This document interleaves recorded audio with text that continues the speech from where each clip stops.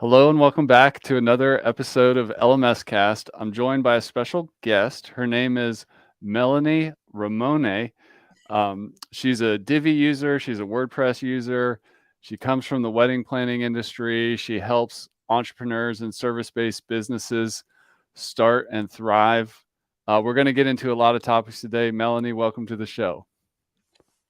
Thank you, Chris, for inviting me. This is such an honor. Helping other entrepreneurs is one of the coolest things in the world because it's like you send out this ripple of positivity and value out into the world. So I love what you're up to. And we're going to get into like your tech story, but first, like your story, how did you go from like wedding planning to helping entrepreneurs in wedding planning to helping service-based entrepreneurs? What's the story there? Well, the short version is that while I was doing weddings, I started in Italy and then I went to Mexico. And at the beginning, everybody was like, "You're crazy with those prices. Nobody's going to hire you here in Mexico with those prices and that mentality." So that was true. I started having clients come to my office and in my face tell me that's too much money for just wedding planning. And no after no after no after no, I went to the US and I said, "Hey, beautiful people, there's Mexico and it's so beautiful and it's warm and sunny and we have such beautiful villas." So I started bringing people from the US to Mexico to get married, and not to the typical places like Cancun and stuff like that. And people started hiring me. And in Mexico, they were like, "Oh my God, like, oh my God, she sold for that amount of money." And then people started noticing because I had a lot of work and a lot of weddings. And people start calling me for conferences, like wedding entrepreneurs going to summits and conferences. And then there's an association of bridal consultants in the US, and they hired me to do one of the branches in Mexico. And one of my tasks as director of state was to share my knowledge. So I was like, "What knowledge?" And they gave me a lot of topics to choose from, and I could replicate them. But I was like, no, no, no, I want to do my own stuff. So I went to see who was teaching what, and I was like, okay, this is covered, this is covered, this is covered. But nobody was talking about the business side of the wedding business, like the struggle of people telling you, "No, that's too much money. No, no, no, no, no, you're crazy." So I was like, I'm going to teach you this. And then when I was doing the process of what I was going to teach, uh, I went back in time and I remembered what I was struggling with, like the doubts and the self confidence and the not worthiness and all that stuff. So I was like, okay, I'm going to teach how to price, and so that they can see what's worth it, right? So I started doing that, and it was a great success in the front page. Like there were like 32 people, and I was charging really good, but only 5 people paid. So it was a flop for me. But those 32 people were like, "Oh my God, this changed my life and this and that." So I was like, okay, this is crushing, but I will keep on going. And then I did the second generation and the third and da. And then some part of my I don't know, it's my gut, my body or something. Uh People from the wedding industry that were not wedding planners started coming to the training, like photographers, makeup artists, banketings, caterers, etc. So I was like, okay, this is more than just wedding planners. And then I changed it to the XYZ of the business.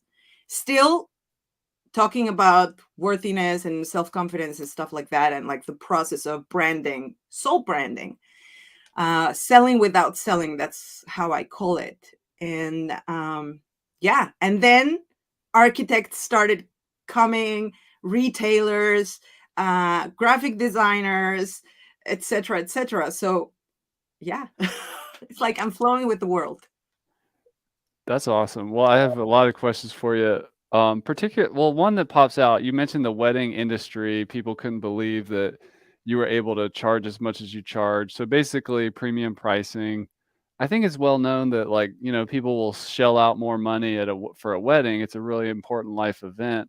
But what kind of advice do you have for premium pricing, or being confident about your price, or setting the right high price if it makes sense to do premium pricing, that anybody could learn from, if they're like a coach offering incredible value? Oh, I'm going to split that answer into two parts. The first part, if you're service based, I think it's all about costs, and be aware of the costs that you pay to deliver a service. So the back end of your tech systems, the front end, like the office, the lighting, the microphone, your computer, etc. Your employees, if you have any, or if you're in that stage of solopreneurship. Anyway, costing, like, how much do you pay for rent? How do you pay for coffee? How much do you pay for all the supplies that you're using to deliver your service?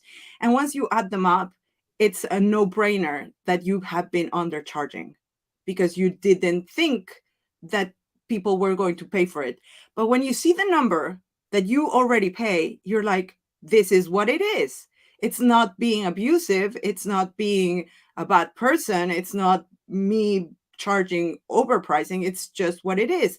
And economics, like, just the rules of economics, is like, you need a profit from the cost, because you're not there just for being Mother Teresa. You are there for being a business, right? And you want to scale, and you want to innovate, and you want to grow, like every human being, I think.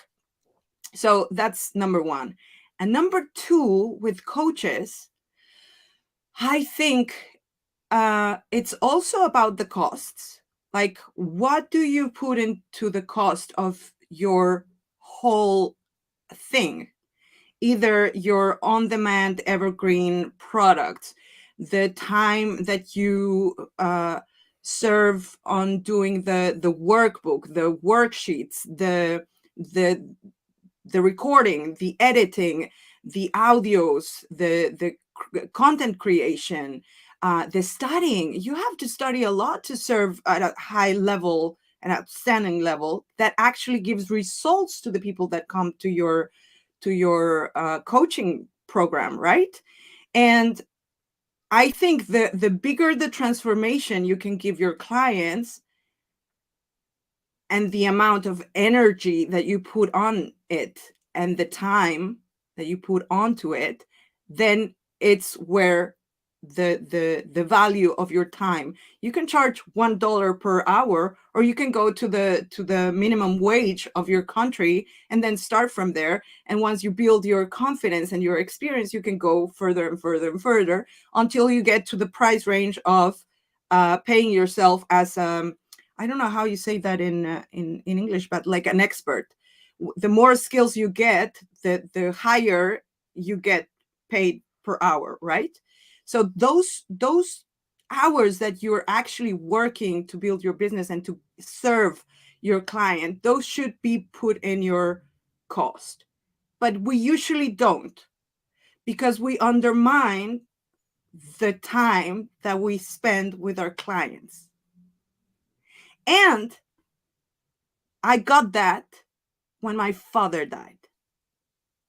So I was working so much and serving my clients to the highest level, not charging premium pricing, because I didn't know how to charge.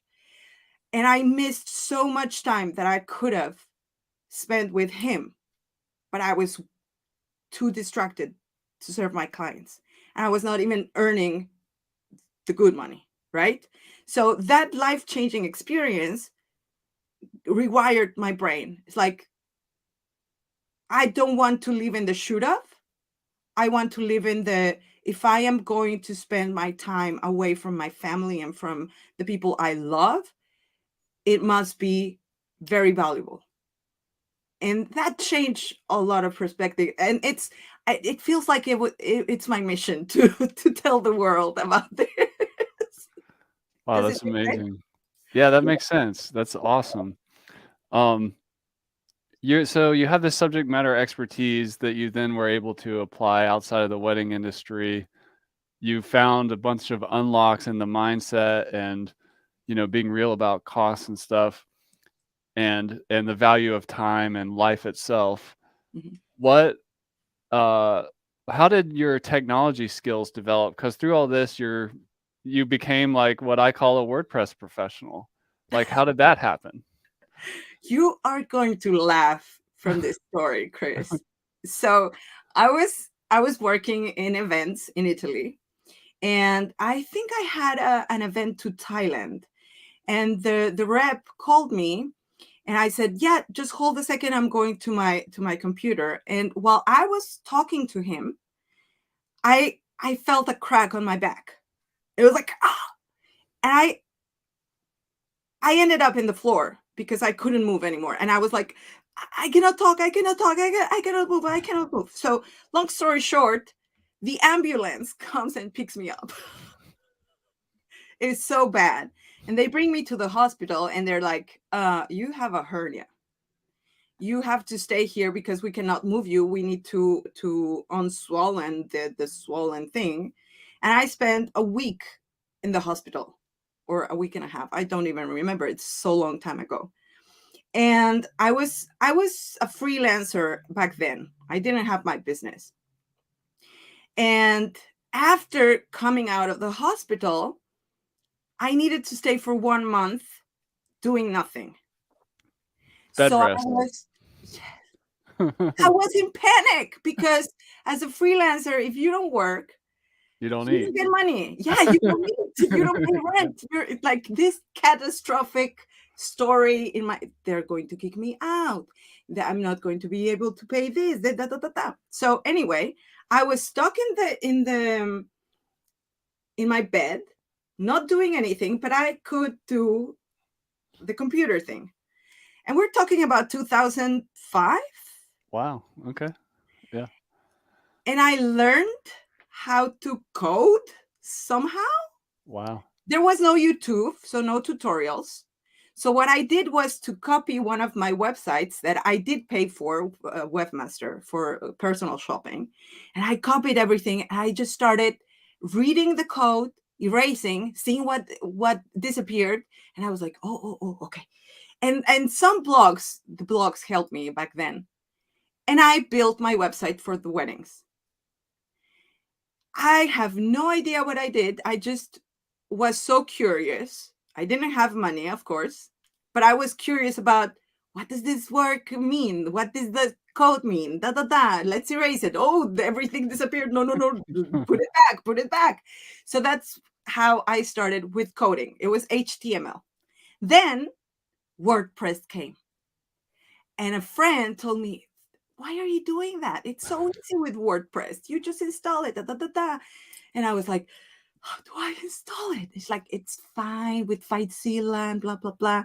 And she taught me, and I was like, "Oh, this is so easy." But I'm telling you this, that was like 2008, 2009. But I had already the skills of coding and CSS and stuff like that. And then when I met WordPress, I fell in love. It was so easy. Of course, it was easy for me back then, but now I see that some people are still scared because it's new. But I'm like, no, no, no, WordPress is the thing. It's so easy. And now with all the things that you're like just clicking install, you don't even have to do the database thing and the username and password stuff. So yeah, that's the story of me. Well, then when does that's awesome by the way. And we got into WordPress around the same time. For me it was around 2008 as well. That's awesome.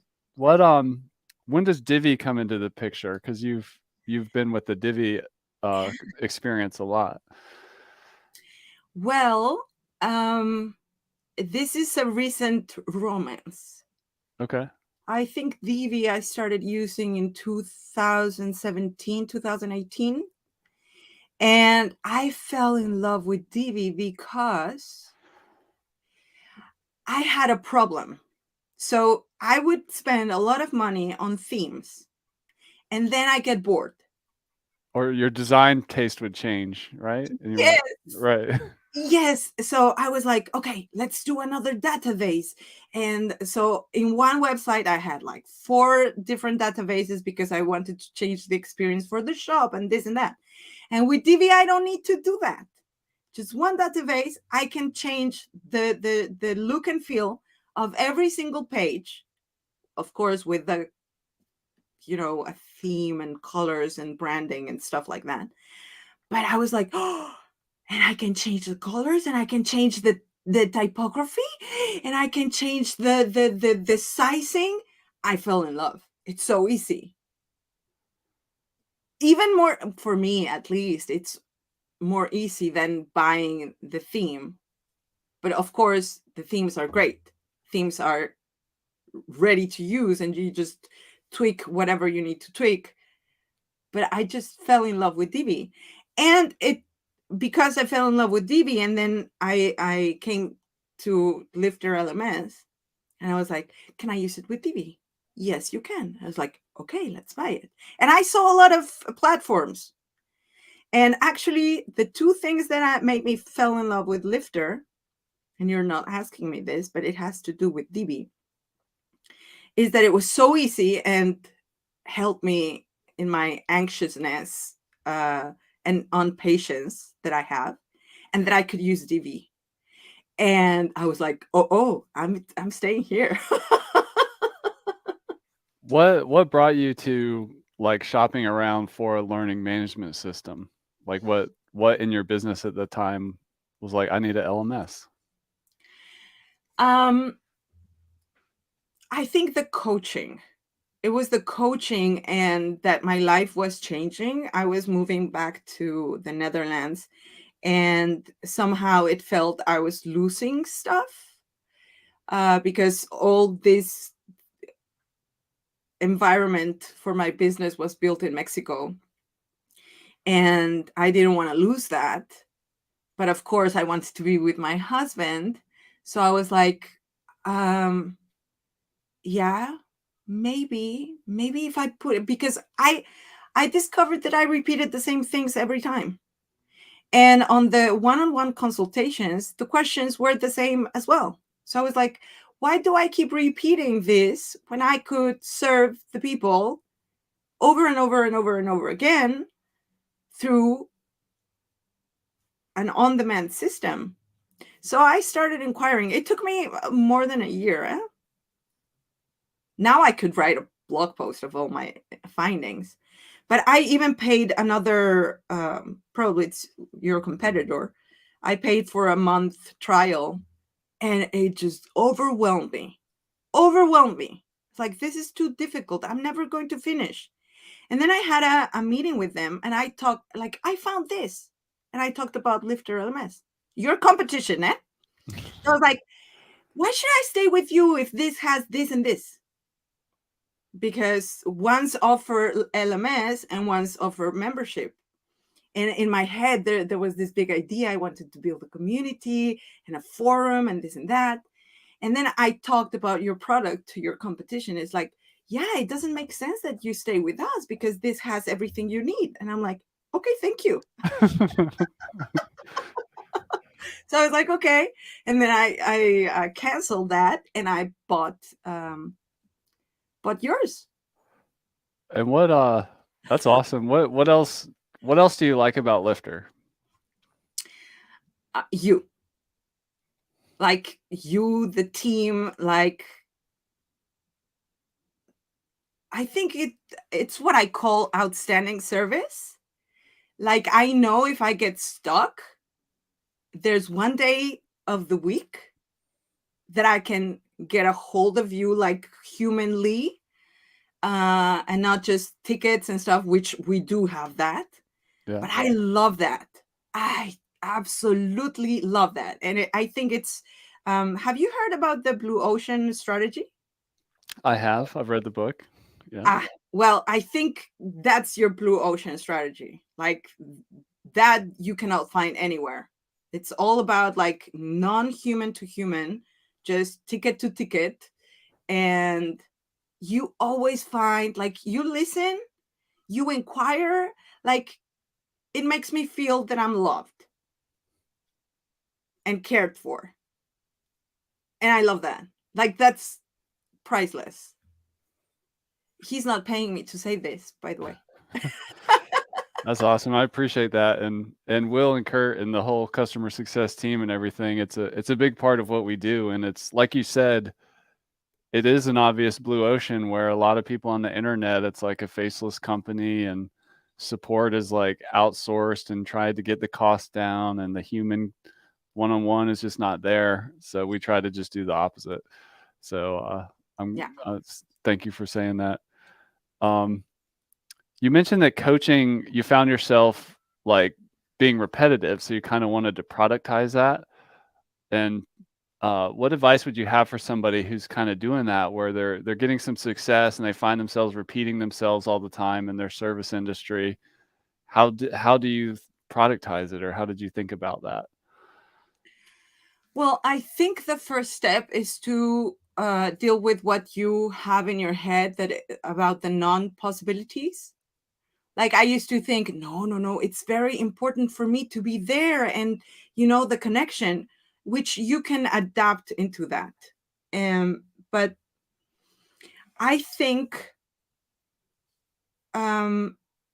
it's about the way you look at things. At least it was my story.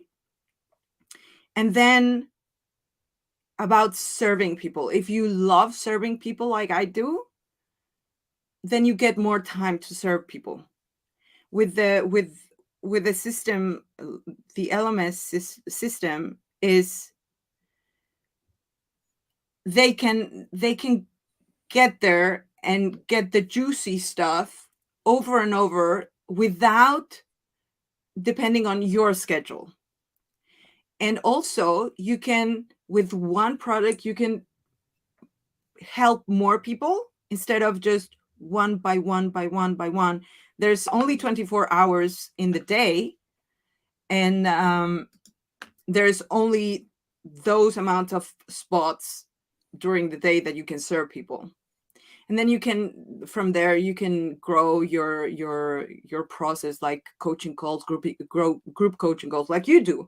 I think those are group coaching calls, which you serve people. Like I wouldn't think of a question that some other lifter user has brought up, and I'm like, oh, I always learn from those calls, even if it was not my question. So I think that's the power of bringing your knowledge into video and to an LMS system. That's awesome. One of the things I love about your story is how international what you've done is. Like you speak Spanish, you speak English, I think you speak Italian I and do. maybe Dutch as well. Yeah. um, and I've heard Thailand, Canada, and some other countries involved here too, I think. How, and if you go to melanieramone.com, um, it's mostly in Spanish. Uh, how do Yeah, I'm you, working on the English version. I took the English version off because I was concentrating on the Spanish people. But now that I'm back in Europe, I do have clients in English. So it's going to be in English soon again. awesome. Well, how do you, like, if you were to advise an entrepreneur to, like, who wants to really not just serve their country or serve the world, to serve the world instead, like, how do you think about going international? I think that with internet, everything is possible. Like with social media and internet, it's just connecting with yourself and what you want to speak to the world. And then it's like honeys and bees. If people connect with your message, they will come to you. If you connect with somebody else's message, you will go to them. If you connect in a way that resonates with you, then you will buy whatever they're offering. If not, you will go somewhere else. So for me, it was, again, destroying the limiting beliefs that I thought only in the place that I lived was possible. And like life showing me that people from other parts of the world were interested in what I was talking about in social media, which is only sharing my story and what I know. And I was like, oh, like one girl from Ecuador, one from Canada, one from Argentina, one from Germany, one from Switzerland. And I was like, what's happening? When did this happen? It's just the message that it connects. And then because I was catering the people in Mexico, but I needed also to take care of my time frame, it helped both sides of the world. And then magic happened. But it's only because I'm doing the thing online. When I was focused on my brick and mortar business, I wouldn't have happened. Like it did because I went to market in the US. And so the publicity was there, and then they brought people here. But my presence was there. So it's kind of the same, but it's easier. Yeah, it does. It is easier. Do you make social media content in multiple languages, or do you primarily stick with one language, or how do you think about multilingual? When I was living in Italy, I used English because of both my friends would not understand me. So I would not speak Spanish or Italian. So I started with English.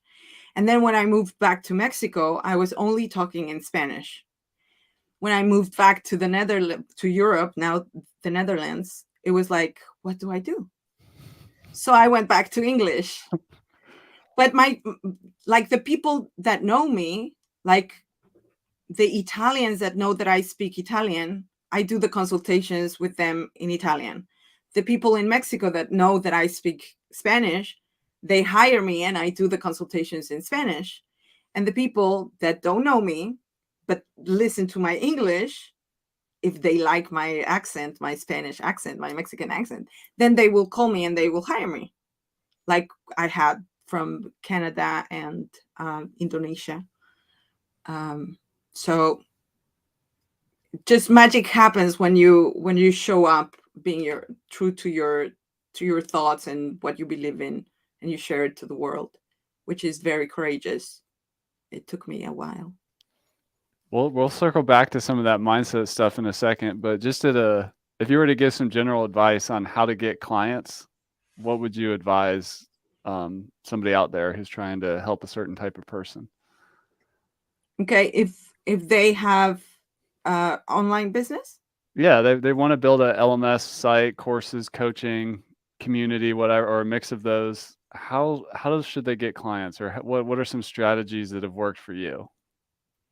Okay, the Mel way would be go inquire, find your people, like find groups on Facebook, on there's forums for whatever, like artists or moms or entrepreneurs or single women entrepreneurs or married women entrepreneurs, dinks entrepreneurs, like whatever you're into, go to find the groups and see what they're talking about. Like, what are they struggling with? What are they complaining about? And listen, like read, and maybe just type your answer, like help someone without trying to sell them in those forums, in those groups, Facebook groups. I don't know if on Instagram there's group, but anyway, just go and find the people and look what they're struggling. In the comments lies the juice. So if you go and look for them, you will eventually find someone that makes a click. And if you serve without pretending that they buy, they will start noticing. And if you, on top of that, start sharing, even if you don't get any likes at the beginning, they will come because you are putting yourself out there. That's what I did with the weddings. There was no social media, but I went to forums and I helped brides. And then when social media came, like now it's different from at the beginning, but also I looked at the comments, like what were they complaining about? And I made it my blue ocean strategy. To help people without expectation. Yeah, I think it's the best magnet there is. And also it helps you find your voice.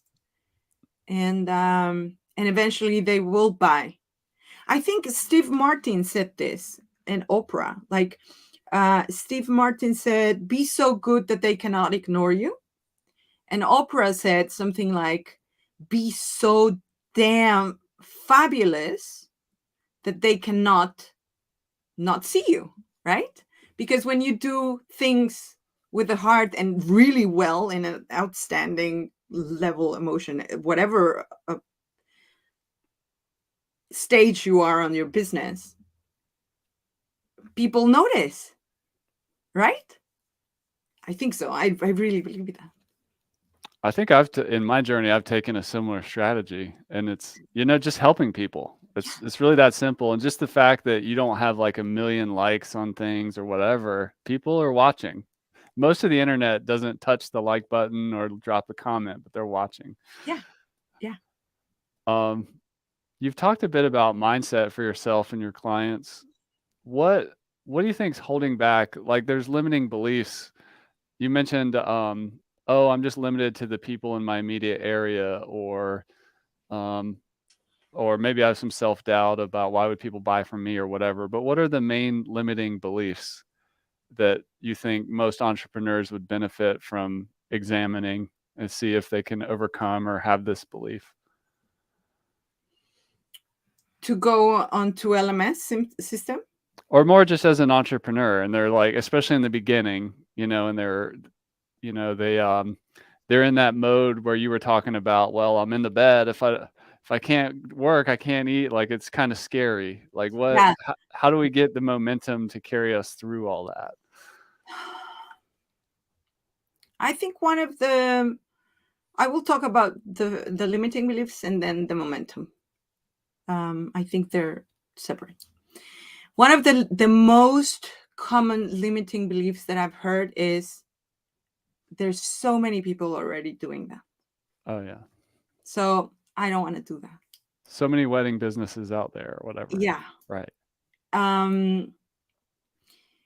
To that, I would say, yeah, but you are you. And everybody tells you you are you. But just the fact how you tell things, how you do things, it's different. Even if 1,000 people talk about the same, not all clients are for you, right? So even if there's 1,000 people doing the same thing as you, they're not doing it the same way as you, and they don't have your personality. The thing is that sometimes we want to be somebody else because we think that by being that person, we're going to have that success. But the success lies on us, on how we do things, and embracing those things makes the magic. The other thing, the most common, and I had them all, by the way. I don't have money. I don't have time. And from a girl that didn't have money and did not have time or mobility, is like when you really, really, really want to make a change in your life and you don't want to feel defeated on yourself, like there's a way, there's always a way. But the reason, if you have a strong reason why you want to make the change, then you will find a way. You will find a way to make money and you will find a way to make the time. So for me, for example, I was a waitress. So I was in the freelancing on events, but I also was waitressing at nights.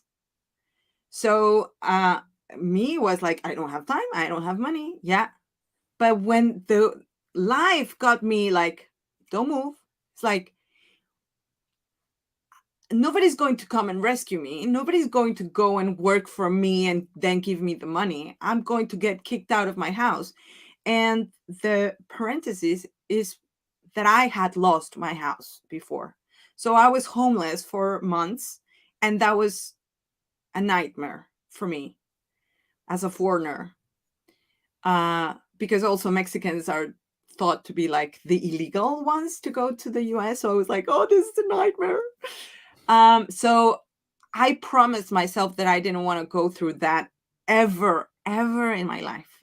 So just the thought that being stuck in the bed was going to make me lose my house, that was a no for me.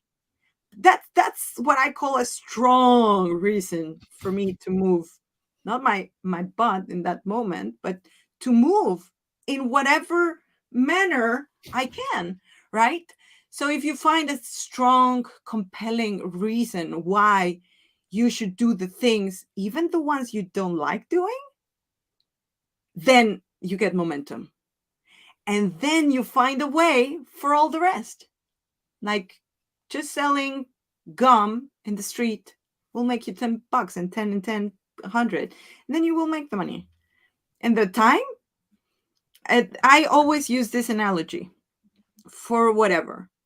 So if a client calls you and books you an appointment, he's going to pay you $1 million. Would you cancel him last minute? Of course not. You're going to get there, even if you don't like you're down that day. You're going to shower, you're going to do whatever, but you're going to go to that meeting. But when we allocate time for ourselves and we don't want to do it, we cancel on ourselves so easily. So I always say, treat yourself like if you were a $1 million client. You would not cancel on that client. Why do you cancel on you? And that's how you make time for you and your business and to build your business to the next level, innovate, or whatever you need to do to go to that level. But of course, you need the strong reason. If not, it's like you're going to negotiate with yourself. It's like, yeah, but not today. Maybe tomorrow. Maybe later. And then you go on procrastinating, and then it's 1 year went by. Does it make sense? That makes sense. Yeah, that's awesome. One more question for you, Melanie. When it comes to technology and these entrepreneurial ventures, what do you, and you adapt as you go, you're moving around the world, you're facing challenges. It sounds like curiosity is a big thing that, like, you got interested in tech and coding and WordPress and sites and building businesses and stuff like that. It also sounds like there's just motivation to have a better life, and as you say on your website, to build the life you deserve that the business supports. What else, like, kind of carries you through all that? Because that's a lot of change in one lifetime. That's a lot of learning new skills and trying things that work and things that fail and then rebounding. Like, what else is there besides curiosity and a desire to keep leveling up? I think it's from the need of progress and creating. Like, um, I think when you're happy, when you're doing whatever you're doing, you don't even feel like you're going to work, right? So when you keep on creating and innovating, and like, it's buying different shoes. Like today you're going to wear the pink ones, and then the red ones, and then whatever, right? So for me, it's progress. Like if I feel I'm moving, and if I feel I'm growing and I'm learning new skills, and I'm adding value to my bucket, like I have this bucket of value, and the more skills I add that I love, the more I can build the life I love, and that makes me happy. Not someone else, not my mom, not my dad, not my friends, not society. Me. What makes me happy? Like, oh, I feel so happy helping someone, like either transforming a space through the weddings, because bright Silas get stressed, and then I'm like, no, don't worry, don't get stressed, look how beautiful. And that brings me joy. And now it brings me joy to help people build or transform, not their wedding, but their businesses, like finding their own voice and raising their voice, not like we're yelling, but like talk, say what you believe in, and build your business around the lifestyle you want and not the contrary, and that will fulfill you. And in the way, because you're continuing walking and growing and expanding, it's natural to learn, and then you get curious, your priorities change. So, for example, 10 years ago, maybe I didn't want to learn about how the brain works, but now I do. Or 20 years ago, I wanted to know more about trends, and now I'm for the classics. So you evolve, your brand evolves. And it's okay to change while you are growing and learning. So it is curiosity, but it's also evolution of your own self through life. That's amazing. That's Melanie Ramone. You can find her at the website, melanieramone.com. Any other places where people can connect with you? And any final words of wisdom? You connect with me on Facebook or Instagram through Melanie Ramone or at Luxur Mel.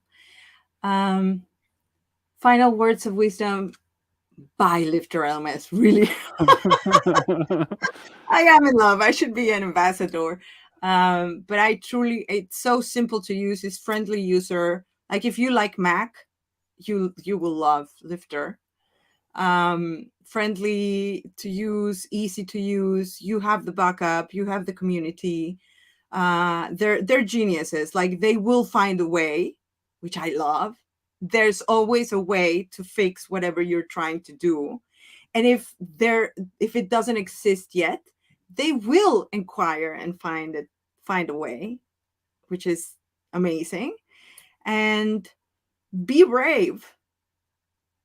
Take the risk to do whatever makes you happy and build the business that you love and makes you happy. Well, that's awesome. Thank you, Melanie. Thanks for coming on the show, and thank you for shining your light and doing what you do out in the world. We really appreciate it.